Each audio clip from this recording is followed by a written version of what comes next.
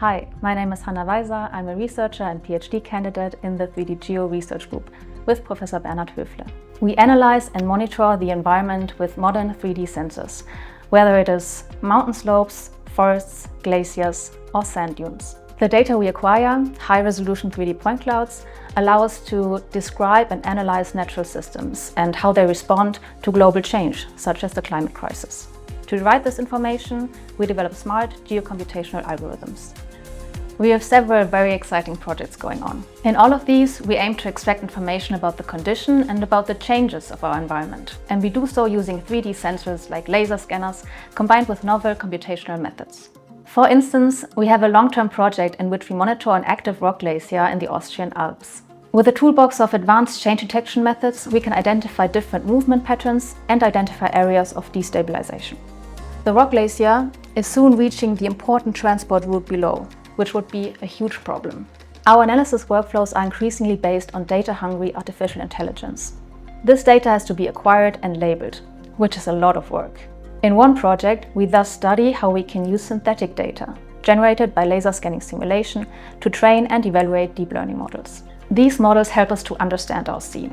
This means they classify points, for example, into tree, ground, building, street, etc., or into a healthy, a damaged, or dead tree. So these models allow us to quickly interpret and analyze the data, without having to closely examine each point cloud, which would be extremely time-consuming. From the 3D point clouds that we acquire, we can extract almost the full structure of the trees and identify even subtle changes. Our research addresses global challenges such as the climate crisis and human pressures on ecosystems. For example, we study natural hazards, forest dynamics, and even animals like bees and their activity patterns. We come up with new change analysis methods to investigate environmental change and to improve our process understanding. In a current joint project, we are developing near real-time warning systems for natural hazards such as rockfalls or landslides. A laser scanner repeatedly acquires data of an active site, which we analyze for relevant changes using highly automated workflows. As permafrost is thawing, rock slopes are destabilizing, making rockfalls, debris flows, and landslides more likely. And also with more and more heavy precipitation, landslides are becoming a big risk, even in non-alpine areas. We pass on our geographic knowledge and geocomputational skills to our students through a series of predominantly practical courses.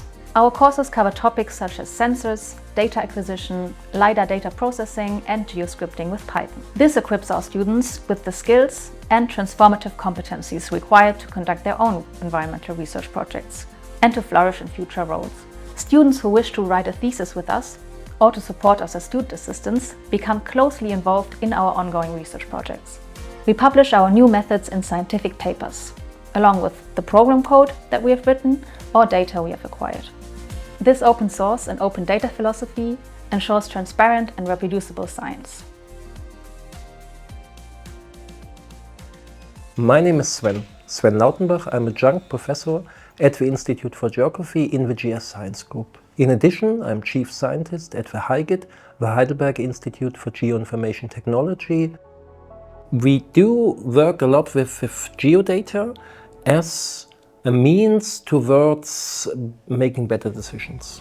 What I mean with that is, for example, routing, smart mobility, people coming from A to B. We do that, for example, for heat avoiding routing for pedestrians. Provide not just the shortest route, but as well the shadiest path, as a means to adapt to the increasing temperature in cities. But there are parts of the city, in Heidelberg for example, where no cool alternatives exist, and we are capable of showing that to the city planners. We specialize on geodata. We work with data, develop methods to get additional data. We have a project Silverways, where it's also about routing, now focusing on elderly inhabitants. We are trying to reveal their preferences for pedestrian routing. So in surveys, questionnaire, virtual experiments, we try to find out what are the factors that influence if they prefer a route or not. That might be heat, that might be shade, that might be smoothness of a surface, that might be steepness, and many other factors. So that's something we're working on.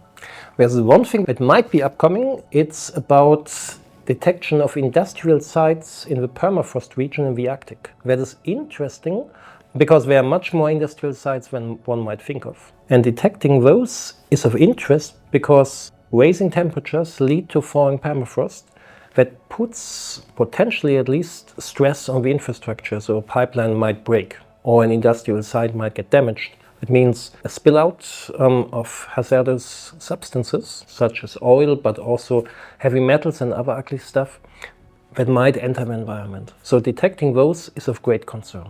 Another project one of our teams here at HeiGIT is working on is climate action, where we look at aspects like walkability, bikeability of a neighborhood. And this information is as well relevant for policymakers or stakeholders to lobby for, say, an increasement of bike infrastructure to help to change the mobility pattern in a neighborhood. When we design our research, we learned that it's very important to co-design our research. Developing just new methods, new tools, new services without involving the end users is typically not very sufficient. So it's important to talk with our partners. So we have a partnership, we have two people just focusing on working with our partners, trying to understand their needs. But we learned that it's very important to also incorporate social scientists. Method-wise, we are clearly based in the natural sciences. So we use a lot of geoprocessing technologies, GIS methods, spatial statistics, machine learning, artificial intelligence. But we learned that this needs to be supported or complemented by partners or scientific partners in the domain of social sciences. So for example, we quite often work together with the TD Lab Geography to get their expertise on board, to understand the needs of the users, to understand their requirements, to come up with better solutions. So we focus on the natural science methods, but definitely there's a need to be complemented by social sciences. Something I would like to mention is that there's always possibility to work with us. If you're a student of geography in Heidelberg or maybe in another place, you want to do your bachelor thesis, your master thesis, you want to have some impact, then approach us. We try to work with you to make the world a bit of a better place.